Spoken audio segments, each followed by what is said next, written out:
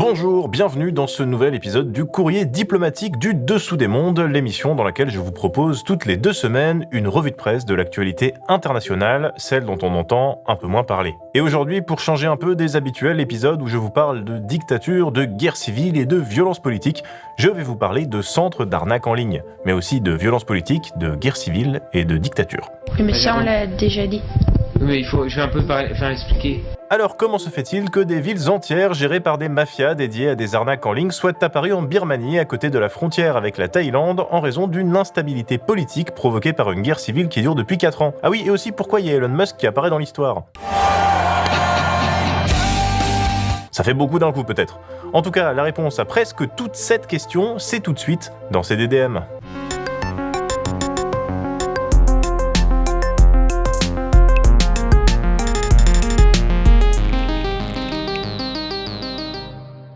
Dans la nuit du 22 au 23 octobre dernier, plus de 600 personnes ont été aperçues en train de traverser le fleuve Moei qui marque la frontière entre la Birmanie et la Thaïlande.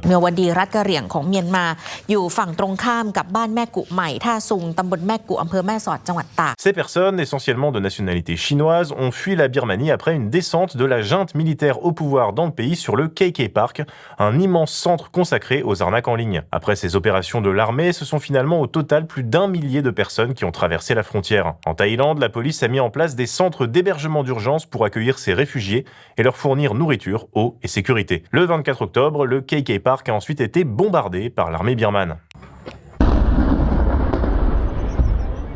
Ce qu'il faut comprendre, c'est que ce centre que les réfugiés ont fui, c'est carrément un genre de petite ville uniquement dédiée à ces arnaques. Dans la jungle birmane, ces usines XXL viennent de sortir de terre. Ce sont des centres secrets de cyberfraude à grande échelle. Et depuis quelques années, ces centres, ils pullulent. Il y en aurait au moins 27 dans la région, selon une carte publiée par le Guardian. Alors la question se pose, comment un système d'une telle ampleur a pu se développer aussi facilement ? Bon, ça va peut-être vous surprendre, mais comme d'habitude, il va nous falloir un peu de contexte sur le pays dont on parle. La Birmanie est un pays d'Asie du Sud-Est, entouré par le Bangladesh, l'Inde, la Chine, le Laos et donc la Thaïlande. Le pays est peuplé d'un peu plus de 50 millions d'habitants pour une surface équivalente à celle de la France en comptant les territoires ultramarins. La capitale de la Birmanie est Naypyidaw, mais la ville la plus peuplée est de loin Rangoon avec 4,5 millions d'habitants. Je fais juste un petit aparté sur le nom du pays. Officiellement, une précédente junte l'a rebaptisé Myanmar, mais selon les pays et selon les médias, on pourra aussi dire Birmanie. Et de ce que j'ai lu, les habitants utilisent aussi les 2 terminologies pour tout un tas de raisons que j'ai pas le temps de détailler. L'usage, c'est plutôt Birmanie en France, donc c'est ce que je vais utiliser pour cet épisode. C'est tout pour le moment. Le pays, ancienne colonie britannique devenue indépendante en 1948, a une longue histoire d'instabilité politique. Une période de transition vers la démocratie a succédé en 2011 à une junte militaire, mais voilà, depuis 2021, les militaires sont de retour au pouvoir.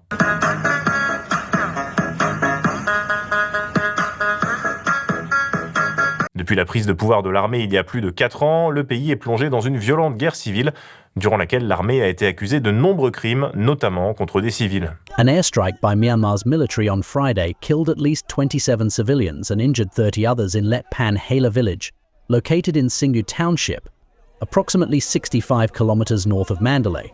Pour comprendre cette guerre intérieure, il faut revenir au mois de novembre 2020. À ce moment-là, des élections législatives organisées dans le pays sont remportées par le camp pro-démocratie d'Aung San Suu Kyi, au détriment du parti de l'Union, de la Solidarité et du Développement, une formation politique étroitement liée aux militaires.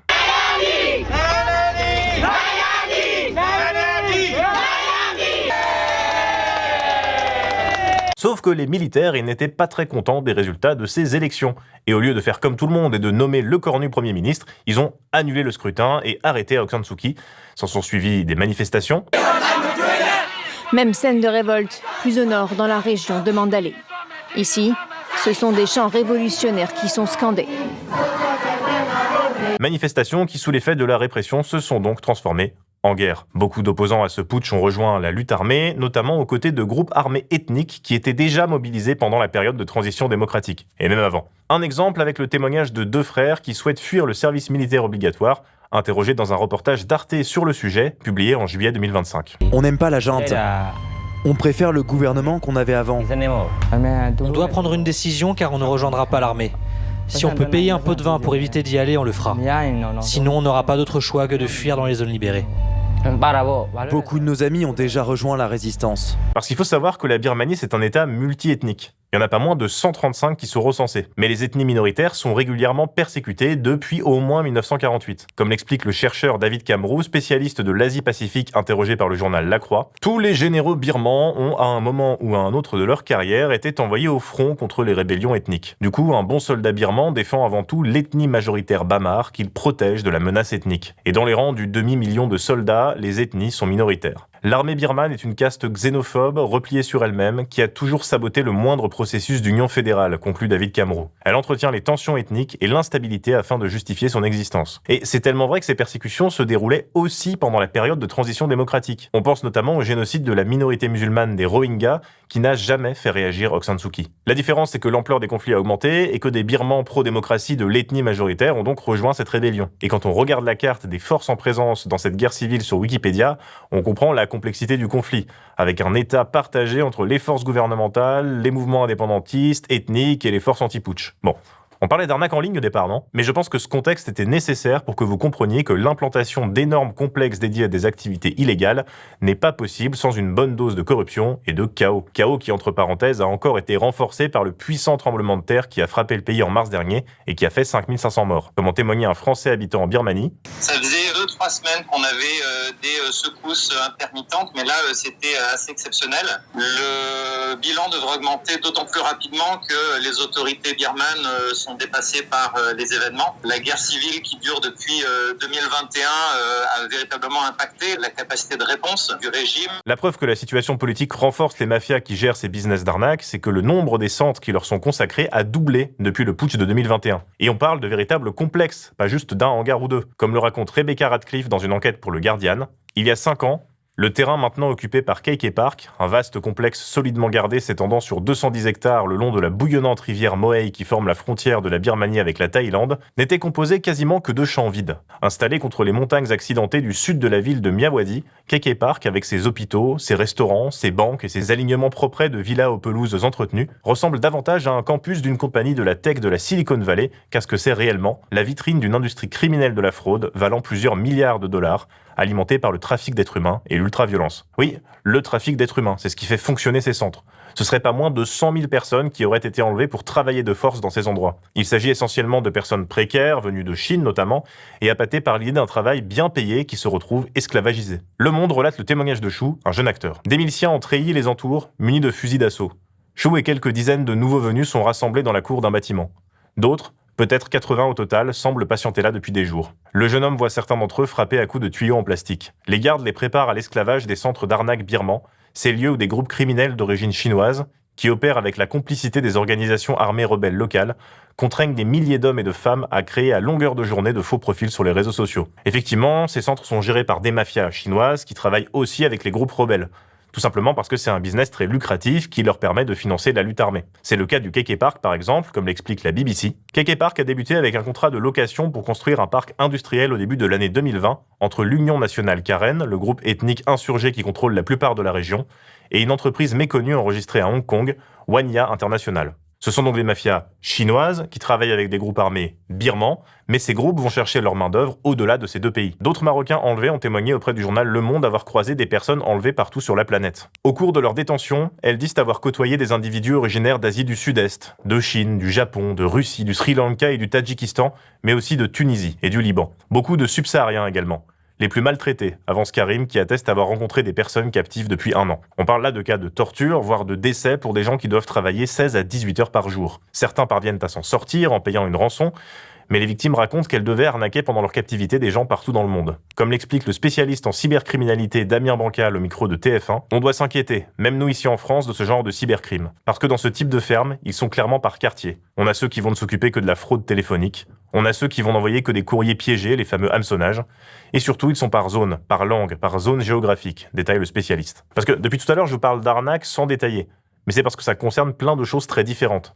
C'est ce qu'expliquait Nicolas Teilhard sur France Info. Ça va de l'escroquerie sentimentale avec ce qu'on appelle des brouteurs qui se font passer pour des jeunes femmes, des hommes séduisants pour soutirer de l'argent à leurs clients pris par les sentiments, par l'espoir d'une relation pourtant illusoire. Ça concerne aussi toutes les arnaques en ligne, les tentatives de hameçonnage, ces messages frauduleux qui envahissent vos boîtes mail et vos réseaux sociaux, et puis des fraudes de plus grande ampleur basées sur les crypto-monnaies. L'ensemble de cette pyramide génère des revenus faramineux qui se chiffrent en dizaines de milliards de dollars. Alors, ces mafias qui prospèrent dans ces zones de non-droit, ça plaît pas à tout le monde. Et ça plaît pas notamment à la Chine, qui a demandé à son allié birman de réagir. Et ça explique en partie les opérations de la junte dont je vous parlais en début d'épisode. Comme l'écrit Jonathan Head pour la BBC, notre source pense aussi que Pékin donne aux militaires birmans une liste d'individus de nationalité chinoise qu'il faut arrêter dans les complexes d'arnaque pour les envoyer en Chine, où ils feront face à la justice. Ça embête donc la Chine, mais celui qui est pas mal embêté par tout ça, c'est aussi Elon Musk. Oh my God.